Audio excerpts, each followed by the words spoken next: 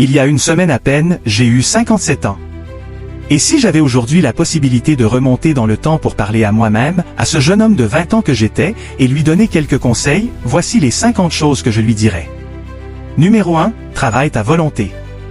Tu ne pourras jamais atteindre ton plein potentiel, ni dépasser tes concurrents, si tu n'es pas capable de rester concentré pendant de longues périodes. C'était déjà vrai à l'époque, mais ça l'est encore plus aujourd'hui, avec toutes les distractions qui se battent pour capter ton attention à chaque instant. Si tu arrives à rester concentré, à travailler dur, tu prendras une avance considérable sur la majorité des gens. Alors pourquoi ne pas utiliser cette vidéo comme un test pour toi-même?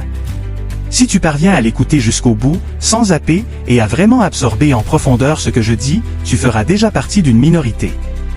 Numéro 2, deviens davantage un créateur qu'un simple consommateur. Je comprends, consommer du contenu est essentiel, surtout quand tu apprends beaucoup en le faisant. Mais tu dois toujours chercher à produire plus que ce que tu consommes. Sinon, tu finiras vidé de ton temps et de ton énergie. Numéro 3, sois aimable avec les gens qui commencent tout juste leur parcours. Parce que tu ne sais jamais où ils seront dans quelques années. J'ai sous-estimé à de nombreuses reprises le potentiel de certaines personnes, pour finalement les voir réussir brillamment. En traitant chacun avec bienveillance et soutien, même quand tu doutes de leur projet, tu crées une sorte de bonne énergie, de bon karma. Et si un jour ces personnes explosent dans leur domaine, elles se souviendront probablement de toi. Cette connexion pourrait apporter de belles opportunités. Numéro 4, observe ce que fait la majorité, et fais l'inverse. J'ai mis plusieurs années avant de trouver le courage de quitter mon emploi classique, ce 9 à 5 qui me donnait un salaire régulier et une vie confortable, mais sans ambition.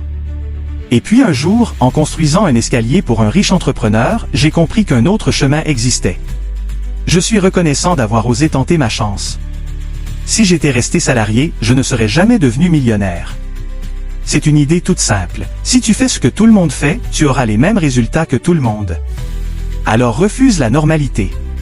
Comme le dit si bien l'expression anglaise, si tu es la tasse de thé de tout le monde, alors tu n'es qu'une tasse. Numéro 5. Les personnes que tu connais comptent 1000 fois plus que ce que tu sais. Un bon réseau vaut mieux qu'un compte en banque rempli. Je ne peux même pas compter le nombre de fois où mes relations m'ont ouvert des portes. Numéro 6. Ne parle jamais dans le dos des gens. Si tu as un problème avec quelqu'un, règle-le directement avec cette personne ou tais-toi. Tu crois peut-être qu'en critiquant quelqu'un en son absence, tu parais plus intéressant. Mais en réalité, tu sembles moins digne de confiance aux yeux de ceux qui t'écoutent, car ils s'imaginent que tu feras la même chose à leur sujet. Numéro 7. Donne-toi la permission de faire davantage d'erreurs. La plupart de mes réussites sont nées de mes échecs. J'aurais aimé comprendre ça plus tôt. Par exemple, j'adore skier avec mon fils. Une année, nous avions parié sur celui qui tomberait le moins. J'ai gagné, car Curtis est tombé beaucoup plus souvent. Mais paradoxalement, c'est lui qui a le plus progressé, et aujourd'hui, il skie bien plus vite que moi. Cela prouve une chose, l'échec mène à l'amélioration, si tu l'acceptes. Si tu ne tombes jamais, c'est probablement parce que tu ne prends pas assez de risques. Numéro 8, prends rapidement les décisions réversibles. J'ai appris ça de Jeff Bezos. Il disait, lorsqu'une décision peut être annulée, le plus grand risque, c'est de traîner avant de la prendre.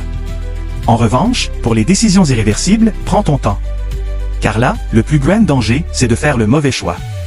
Donc, rassemble un maximum d'informations avant d'agir. Numéro 9, concentre-toi sur une seule chose à la fois. En vérité, le multitâche n'existe pas, il n'y a que du multi-échec. Alors accorde-toi le temps de plonger profondément dans une tâche, sans distraction. Crois-moi, tu accompliras bien davantage ainsi. Numéro 10, ne cherche pas à être le meilleur, cherche à être le seul.